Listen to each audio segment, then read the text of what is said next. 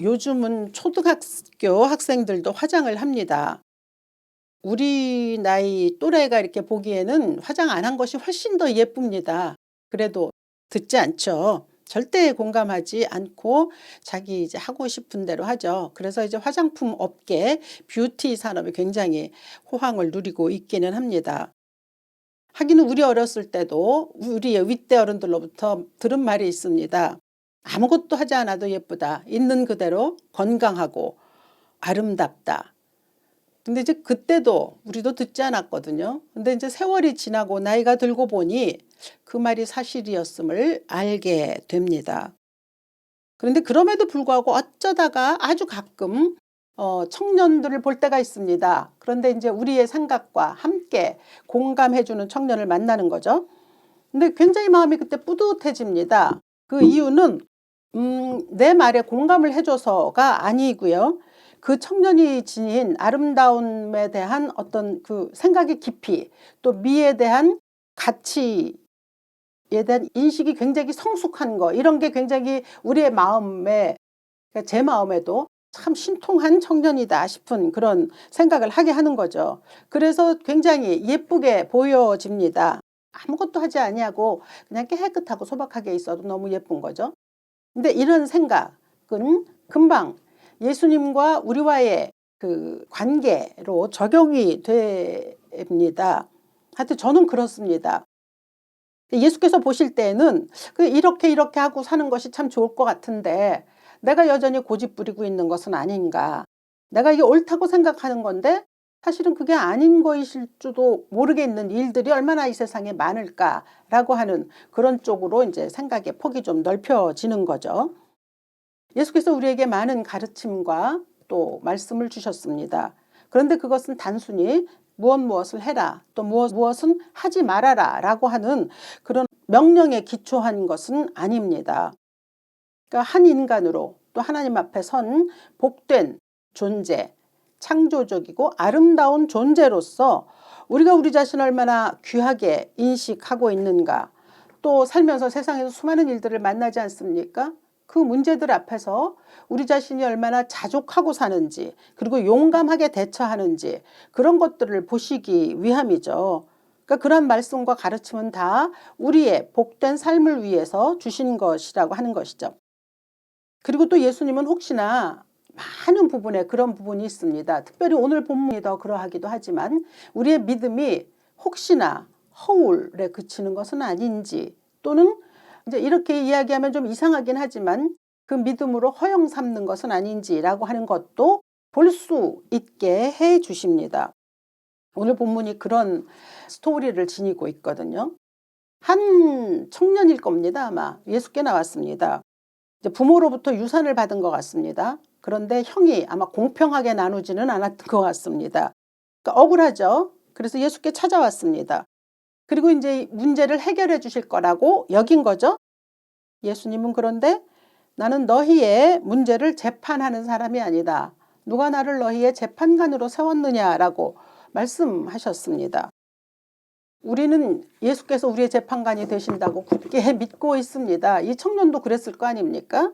그래서 억울한 일이 생기거나 하면 뭐 당연히 예수께로 가져오죠.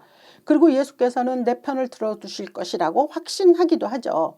이 청년이 부탁한 것처럼 얘기합니다. 예수님, 이러한 일이 있었는데 이 일을, 이 청년이 얘기했잖아요. 형한테 나에게 줄 몫을 제대로 주라고 좀 해 주십시오라고 한 거죠. 소위 이건 기도라고 볼 수 있습니다. 나의 억울함을 말하는 기도죠. 그리고 기도하면 분명히 예수님은 들어주실 거라고 이제 생각했던 거죠. 그런데 예수님의 오늘 말씀은 그렇게 기도를 한다고 해서 무조건 다 들어주시는 것도 아닌 것이고, 그리고 너희의 기도가 올바른 방향으로 가고 있느냐라고 하는 것을 우리에게 알게 해주시는 그러한 말씀입니다. 사실 우리 그리스도인들이 기도로 수많은 시행착오를 겪습니다. 한때 우리나라에서도 굉장히 유행했었던 야베스의 기도라는 책이 있습니다. 그 책의 내용은 이렇습니다. 어떤 사람이 천국에 갔습니다. 가서 보니 커다란 창고들이 있고 그 속에는 이름표가 달린 상자들이 가득했습니다. 근데 그중에 자기 이름표가 있는 상자가 있는 거예요. 그래서 그 상자를 열어봤더니 자기가 그동안에 살면서 세상에서 가지고 싶어 했었던 수많은 물건들이 그 속에 가득 있었습니다. 그래서 물었습니다. 왜 이 모든 것을 내가 살아있을 때 저에게 주시지 않으셨습니까? 라고 묻자 돌아온 대답은 내가 구하지 않았기 때문이야. 달라고 했으면 이 하늘 창고에 그대로 쌓여 있지 않았을 거야 라고 그렇게 얘기했다는 거죠. 그래서 열심히 구해야 하는 법이란다 라고 하는 대답을 들었다는 그 책의 내용입니다. 그 책은 물론 베스트셀러가 되었고요. 저도 그 책을 읽고 뭐 새벽이니 뭐 또 철야니 금식이니 불문하고 그냥 열심히 정말 미친 듯이 기도했었던 기억이 아직도 남아 있습니다. 그런데요, 천국이 그렇게 내가 가지고 싶은 물건들을 가득 쌓아놓은 창고라고 생각하는 이 발상, 이것은 옳지 못한 것입니다. 세속적이죠. 하나님이 내가 주문하면 가지고 있다가 그때그때 자판기처럼 내어주시는 그런 분이라고 여기는 그거인 거거든요. 오늘 청년에게 예수께서 내가 너를 너의 재판관으로 세웠느냐 하고 말씀하셨을 때 그 속에는 그런 뜻이 들어 있습니다. 즉 다시 말해서 겉으로는 나에게 무엇을 해결해 달라고 기도의 형식으로 나왔다마는 내 속에는 아직 욕심, 탐심이 가득 있다라고 하는 것을 예수께서 드러내셨다는 점입니다. 그러니까 이런 책들을 읽었을 때 그때는 믿음 좋자고 이 책 읽은 거 아니겠습니까? 그런데 이제 그것이 일종의 잘못으로 나갔던 것이죠. 성경은 분명하게 말씀합니다. 야고보서 4장 2절로부터 3절 너희가 얻지 못하면 구하지 아니하기 때문이요 구하여도 받지 못하면 정욕으로 쓰려고 잘못 구하기 때문이다 하거든요. 그러니까 우리가 무엇인가를 구하지 않았기 때문에 얻지 못한다는 것은 성경에 있는 맞는 말씀이지만 그렇게 가득 내가 갖고 싶어하는 모든 것들에 대한 것을 천국에 가득 쌓아놨는데 내가 그것을 구하지 않았기 때문에 줄 수 없다라고 하는 욕심과 탐심이 기초가 된 것들에 대해서는 옳지 않죠. 그런데 문제는 뭐냐면 우리가 어디까지가 욕심이고 또 어디까지가 욕심이 아닌가를 잘 구별하느냐라고 하는 점입니다. 이 청년은 억울하다고 얘기했지만 예수님이 주신 대답이 그거거든요. 15절에 삼가 모든 탐심을 물리치라. 사람의 생명이 그 소유에 넉넉한 데 있지 아니하니라. 그러니까 이 모든 행간에 있었던 일들이 다 자세히 들어있지는 않지만 예수께서 하신 말씀을 보면 분명히 우리는 알 수 있습니다. 아, 이 청년에게 욕심이 있었구나. 탐심이 있었구나. 그렇다면 우리도 역시 이런 탐심과 욕심으로 예수 앞에 나갈 수 있겠구나라고 하는 거죠. 물론 예수는 우리의 억울함을 절대로 그냥 두시지 않습니다. 해결해 주십니다. 그러나 그것이 욕심과 탐심에 의해서 나온 억울함으로 가장된 것일 경우에는 결코 그것을 받아들이시지 않으시는 거죠. 그러니까 많은 경우에 내가 이게 욕심인지 탐심인지 모를 때도 있고 심지어는 어느 때는 알면서도 슬쩍 아닌 것으로 넘어갈 때도 있습니다. 그래서 제가 오늘 제목을 정직해집시다 라고 붙였습니다. 뭐랄까요? 저 자신에게도 준 교훈의 말씀이라고 생각합니다. 예수 앞에서 정직해지자. 하나님 앞에서 기도할 때 정직해지자. 이것은 예수 앞에서 뿐만 아니라 사람들 앞에서도 정직해지자라고 하는 그런 모토가 될 수도 있겠습니다.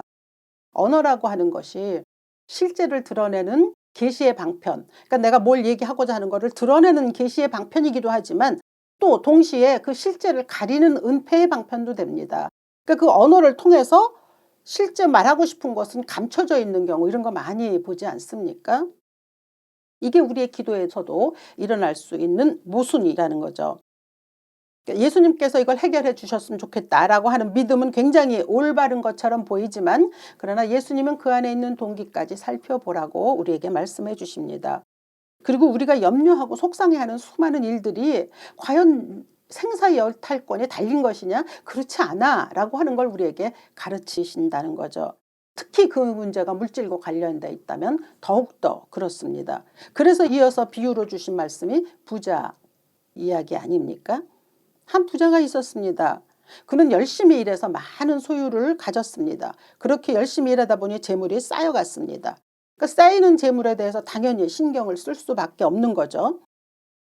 이게 건물주가 소원인 사람이 많은 지금의 세상이잖아요. 그런데 지금 세상에서 이제 이 성경에 나온 이 부자를 보면 굉장히 똑똑하다고 칭찬할 것이고 또 부러워하는 사람들도 있을 겁니다. 물질이 참 중요하게 여겨지는 세상 아닙니까? 얼마 전에 그 이제 뉴스에서 본 건데요. 노후의 적정 생활비가 대략 1인당 195만 원이라는 뉴스를 접했습니다. 그것도 자가 집이 있는 경우에 한해서 그렇다고 하는 거죠. 꽤 많은 경비가 들어가는 셈입니다. 그런데 얼마나 많은 사람들이 그만한 경제력을 감당할 수 있을까라고 하는 걸 생각해 보면 글쎄 싶기도 하고 고개를 좀 갸우뚱하게 하기도 하죠. 물론 경제력이 넉넉한 사람에게는 아무것도 아니겠지만 아직도 수많은 사람들이 물질로 인해서 많은 어려움을 겪고 있는 이 대한민국에서 1인당 195만 원을 매달 그것을 만들어낸다라고 하는 것이 결코 쉬운 일은 아니죠. 움직이기만 하면 돈이지 않습니까? 지금 이 세상은. 예수께서 말씀하신 이 부자 청년에 대한 말씀 또 이 예수 앞에 나온 사람에게 하신 말씀 같은 것들이 우리들에게는 좀 도전이 됩니다. 그리고 이렇게 열심히 곳간을 짓고 이제 소위 오늘날로 말하면 이제 빌딩주가 된 거잖아요. 그러면 굉장히 칭찬할 만한 이 시대에서 예수께서 그에게 내리신 평판은 어리석은 자라는 거였거든요. 그러니까 좀 혼돈을 가질 수가 있게 되는 거죠. 사실 반대로 생각해 보면 그 나이가 우리 노후의 나이가 되도록 아무것도 대책이 없이 그냥 빈궁하게 늙어가는 것 그것이 오히려 더 어리석다고 생각되는 이 세상이지 않습니까? 그런데 어쨌든 예수님의 말씀의 진위를 잘 이해를 해야 하는 거죠. 사실 꽤 많은 그리스도인들이 예수께서는 부자를 별로 좋아하지 않으셨다라고 그렇게 생각합니다. 그 가장 많이 알려진 말씀이 마태복음 19장 24절에 있는 예수께서 제자들에게 이르시되 내가 진실로 너희에게 이르노니 부자는 천국에 들어가기가 어렵다.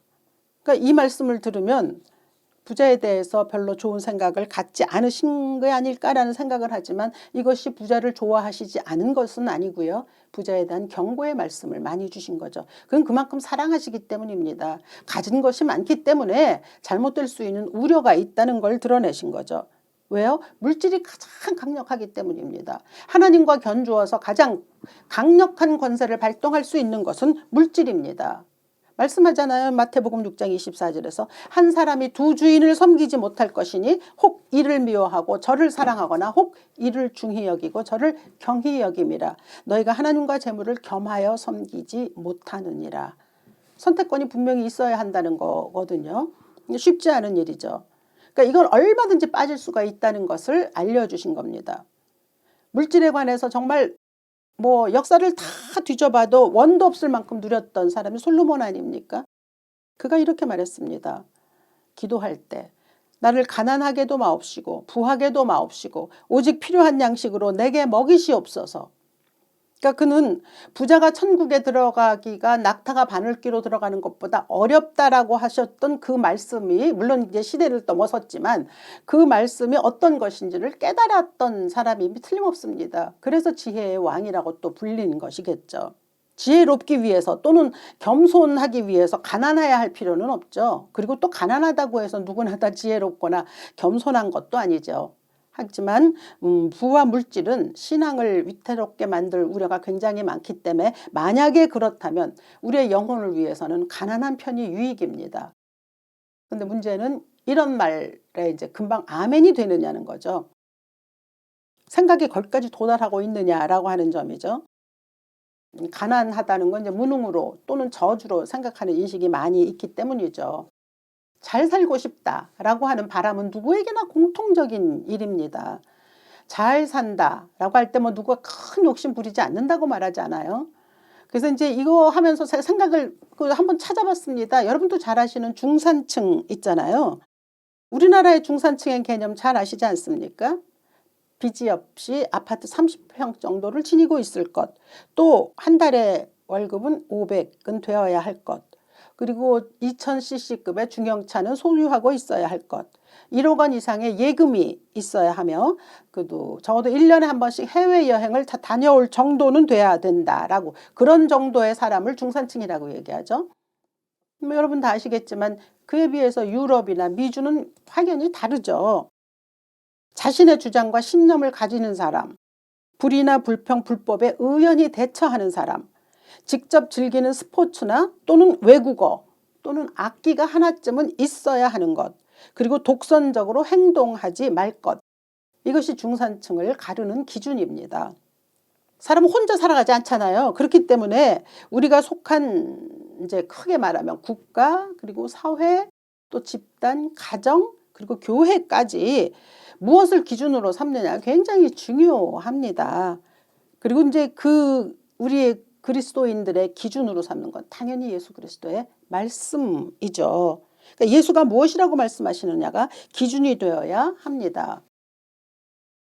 근데 그 기준이 이제 교회마다도 좀 틀리고 믿는 사람마다도 좀 틀리고 이런 거죠. 삶의 문제가 우리가 생겼을 때 예수 앞에 많이 나갑니다. 근데 예수께서는 우리에게 말씀하시기를 너희들이 생각하고 있는 믿음, 그리고 또 그 믿음을 관철시키기 위한 기도, 이런 건 조금 조정이 필요할 것 같다라고 하는 것을 오늘 말씀을 통해서 우리에게 주십니다. 예수께서 우리에게 말씀하신 거, 우리 위로되는 말씀이 수고하고 무거운 짐진 자들아 다 내게로 오라 내가 너희를 쉬게 하리라고 하셨죠. 그 말씀이 우리가 내가 원하는 방식으로 문제 해결사로 내가 내 곁에 있어 줄게 라는 말씀은 아닙니다.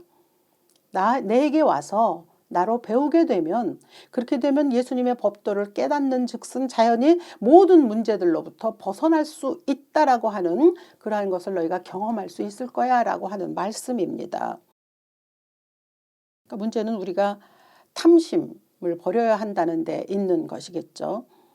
예수께서 말씀해 주신 오늘 성경에 나타난 이 예수께 나온 사람, 그리고 예수님이 말씀하신 부자, 공통된 점이 바로 탐심입니다. 그러니까 자신의 것을 챙기려고 했잖아요. 이 청년은 형이 모든 걸 다 가져갑니다. 공평하지 않습니다. 또 열심히 수고해서 많은 것을 누렸잖아요. 이뤘잖아요. 그럼 뭐 나무랄 데 없을 만큼 똑똑한 사일 수는 있는데, 문제는 그 사고방식이 하나님 보시기에 옳지 않다는 건데, 그것이 바로 17절부터 19절까지 해서 나옵니다. 간단히 얘기하면 여기에서는 모든 주체가 나라고 하는 것으로 되어 있습니다. 내가 모든 것을 만들었다라고 하는, 보면요. 내가 내 영혼에게 이르되 여러 해 쓸 것을 많이 쌓아두었으니 평안히 쉬고 먹고 마시고 즐거워하리라 하되, 19절에 이렇게 나라고 하는 이야기가 17절로부터 끊임없이 반복돼서 등장합니다. 그러니까 내가 주인이 되는 거죠. 이 부자에게 있어서는 내가 이루었고 내가 모든 것을 성취했으니 내 삶의 주체가 내가 되는 거죠. 그래서 그 자리에 하나님은 계시지 않게 되는 것이죠. 그러니까 다시 말하면 그에게는 물질이 하나님이 된 겁니다. 그리고 물질은 그에게 어떻게 만들었습니까? 여러 해를 계획하도록 만들었죠. 이것저것 다 할 수 있도록. 근데 하나님이 단칼에 말씀하십니다. 너는 여러 해를 계획했다만, 그러나 내가 오늘 밤 내 영혼을 가져가면 그것은 누구의 것이 되겠느냐. 하나님은 심술꾸러기라서 이렇게 말씀하시는 거 아닙니다. 알아야 할 걸 제대로 알지 못하는 자에게 이해해야 한다라고 지금 경고해 주시는 거죠.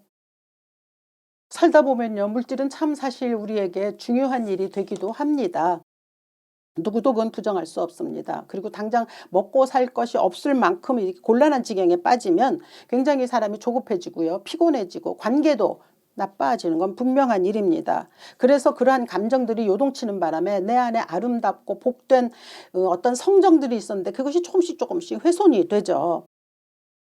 이거 좋지 않은 일이긴 합니다. 그런데 다시 한번 돌아보면 예수께서 너희는 무엇을 먹을까 또 무엇을 입을까 염려하지 말라라고 말씀하셨을 때 그 대상은 어떤 사람들이었냐면 오늘 당장 먹을 게 없는 사람들이었습니다. 지금 당장 아무것도 구할 것이 없는 자들이었습니다. 그러니까 뭐 이번 여름에 여행은 어디로 갈까? 새로운 차가 나왔다니까 이제 새로운 차를 한번 사볼까? 뭐 이런 거 뭐 좀 더 나가자 그러면은 이제 아파트 청약을 어떤 걸 해볼까 막 이런 것으로 고민하고 또 그런 일들을 뭐 계획하는 자들을 향해서 주신 말씀이 아니었다라고 하는 점입니다. 그러니까 제 말씀 뭐냐면 예수님이 우리의 사정을 모르시는 분이 아니시라는 거예요. 내가 지금 당장 먹을 것이 없을 때 그 사정을 예수님이 아신다는 거죠. 많은 것을 가지고 있음에도 불구하고 여전히 더 쌓아두려고 하는 거. 예, 물질이 넉넉한 거 좋은 겁니다. 그 초대교회 예에서 볼 수 있잖아요. 초대교회는 물질이 넉넉했던 사람, 즉 부자가 많았습니다. 그런데 그들은 그 물질을 나누는 데 주력했습니다. 그래서 초대교회는 핍절한 사람이 없다라는 기록을 남겨두었지 않습니까? 그러니까 탐욕 그리고 허영을 버려야 한다는 거죠. 저희 동기 목사가 아침마다 이제 저에게 카톡을 보내줍니다. 근데 굉장히 가끔씩 좋은 글이 있습니다. 그 중에 하나가 이거였습니다. 세상에는 여러 가지 허영이 존재한다. 남들보다 우위에 있고 싶고 다수의 이목을 끌어 자신을 돋보이고 싶어 하는 것. 그것은 심리적 허영이다. 그런데 또 형편에 맞지 않는 집과 차를 소유하려고 하는 것이 있는데 이것은 이제 물질적인 허영이다. 반면에 또 고가의 음악회나 이벤트를 즐겨야 사람답게 산다고 생각하는 것. 그건 문화적 허영일 수 있다. 반면에 신앙생활에도 허영은 있다. 성경 통독의 횟수, 빠지지 않는 새벽기도, 매일 큐티를 드러내려고 하는 한 그것은 영적 허영에 속한다라고 하는 그 문자를 읽었습니다. 그렇습니다. 근데 우리에게 허영이 있습니다. 근데 저는 오늘 여러분들에게 말씀드리고 하는 것은 그 허영이 있음을 숨기지 아니하고 주 앞에 나가는 일입니다. 그게 중요하죠. 허영이 있음에도 불구하고 없는 것처럼 하는 게 아니고 그냥 있는 그대로를 하나님 앞에 내어놓는 거죠. 우리도 잘 알지 않습니까? 물질이 우리를 지켜주는 것은 아니야. 머리로는 너무 잘합니다. 그런데 과연 우리의 기도에서도 그렇게 하느냐라고 하는 점이죠. 구하고 찾고 두드리라고 하는 기도의 특권을 우리가 받았다고 알고 있습니다. 그래서 우리가 예수님께 기도할 때 그러니까 우리의 마음속으로 바라는 것은 굉장히 근사하게 포장될 수 있는 우려가 있다는 점을 저는 오늘 여러분들과 나누고 싶습니다. 이것은 뭐 여러분이 그렇다는 이야기이기보다는 제가 제 스스로의 경험에서도 참 많은 때 느끼기도 했습니다. 그런데 마침 오늘 본문이 그렇기 때문에 저를 다시 한번 돌아보기도 하고 또 제가 돌아본 그러한 점들을 여러분들과 나누고 싶은 마음이 있기도 한 겁니다. 전 기도를 주로 씁니다. 근데 쓰다가 보면 예전에 쓴 기도를 읽어보면요. 아, 이거 내가 솔직하지 못했구나 라는 거 있습니다. 그냥 차라리 하나님 나 지금 이런 마음을 가지고 있습니다라고 할 걸 아닌 것처럼 이렇게 했구나. 이게 이제 말로 하는 기도는 지나가 버리잖아요. 근데 모를 수가 있는데 쓰는 기도는 그래서 좋기는 하더라고요. 다시 한번 또 돌아볼 수도 있는. 그러니까 쓸데없이 내 마음속에 없는 거 얘기할 필요 없고 있는 마음 그대로 나가는 것이 오히려 좋다는 거죠. 성경에 나온 수로보니게 여인이 예수님으로부터 칭찬받았거든요. 근데 그것은 단순히 하나입니다. 솔직하게 자기의 마음을 이야기한 거거든요. 그래서 제가 처음에 말씀드린 것처럼 젊은이들에게 아니면 뭐 어린아이들에게도 화장하지 않는 거 너무 예뻐라고 했지만 절대 그게 공감이 안 되는 것 같은 이런 일들이 우리가 예수님과의 사이에서도 일어나고 있다라는 거죠. 아무리 이제 있는 그 자체로 건강하다고 해도 애들이 믿지 않잖아요. 자기 나름의 방식이 있잖아요. 그래서 그걸 고수하는 겁니다. 그래서 끝끝내는 이제 그런 식으로 가다가 어느 때 이제 한참 더 많이 성숙해지거나 또 나이가 들거나 하면 맞아. 그 말이 맞아. 우리가 나이 들어서 깨달았던 것 같이 똑같은 일들을 되풀이하는데 신앙도 이와 비슷하다는 생각입니다. 예수께서 아무리 우리에게 좁은 길을 가라고 말씀하셨어도 우리의 마음이 사실 그럴 마음이 없는 게 더 많습니다. 그러니까 그럴 마음이 없으면 없다고 이야기하는 게 맞다는 얘기죠. 그런데도 또 주위의 그리스도인들, 주위에 함께하는 그리스도인들을 봐도 그런 사람들이 별로 눈에 띄지 않을 수도 있습니다. 그러면 군중 심리에 흔들리는 거죠. 그러니까 내 믿음을 예수와 함께 이렇게 맞추어 보지 아니하고 아, 저 사람도 그렇게 하는구나 싶으면 나도 그렇게 따라갈 수 있다는 거죠. 그러니까 나 혼자만 그렇게 하지 않고 그냥 같이 스스로 속이면서 갈 수 있는 이런 위험이 굉장히 많이 있습니다. 그러니까 중산층의 기준 뭐 얘기하지만 그래 우리가 좀 그렇구나라고 해도 그래도 한쪽으로는 그래도 이만한 게 있었으면 좋겠다는 생각은 어김없이 부정할 수가 없거든요. 그래서 저는 여기서 우리 조선시대의 중산층은 어땠는지를 한번 여러분들에게 말씀드리고 싶습니다. 조선시대에는 우리 지금 오늘날보단 어떤 정신적인 사고방식이 훨씬 좋은 것 같습니다. 위대한 것 같죠. 조선시대 중산층의 기준 다음과 같습니다. 두억한 집에 두어 이랑 전답이 있고 겨울 소못과 여름 배옷 각 두어 벌이 있을 것. 서적 한 시렁, 검은고 한 벌, 햇볕 쬐 마루 하나, 차 다릴 화로 하나, 늙은 몸 부축할 지팡이 하나, 봄 경치 찾아다닐 나귀 한 마리, 의리를 지키고 도의를 어기지 않으며 나라의 어려운 일에 바른 말 하고 사는 것. 이것이 조선시대의 중산층의 그 기준이었습니다. 오늘날 더 필요한 기준이라는 생각을 스스로 했습니다. 지금 시대의 욕심 바이러스는 점점 더 강화되고 있고 우리의 면역력은 점점 더 떨어지고 있습니다. 그리고 여전히 사회 속에서는 곡간을 더 크게 짓는 일이 칭송을 받고 있습니다. 그러므로 이때에 우리가 가지고 있어야 할 것은 내 안에 있는 욕심 바이러스를 버리는 거죠.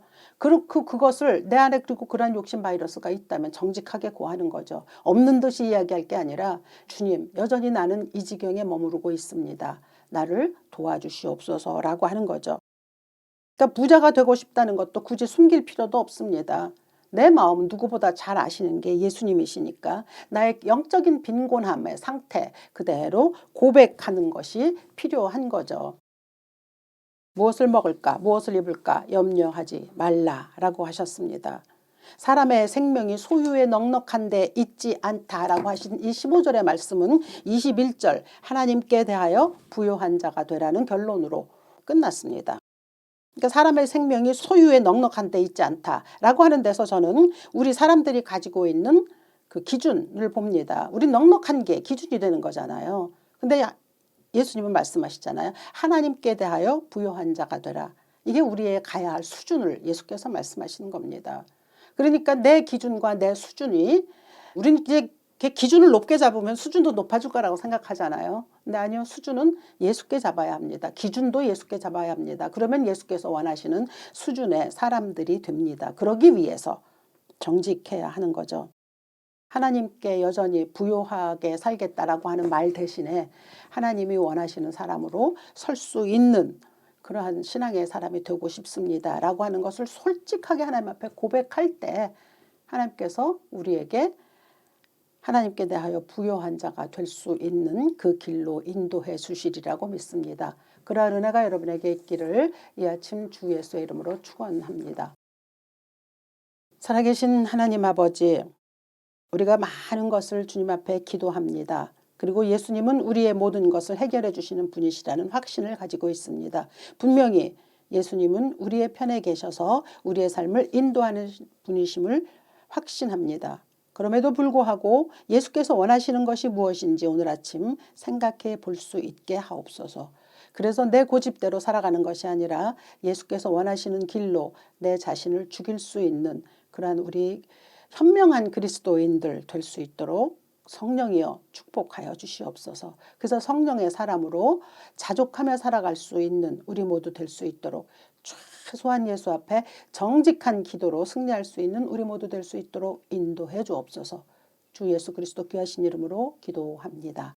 아멘.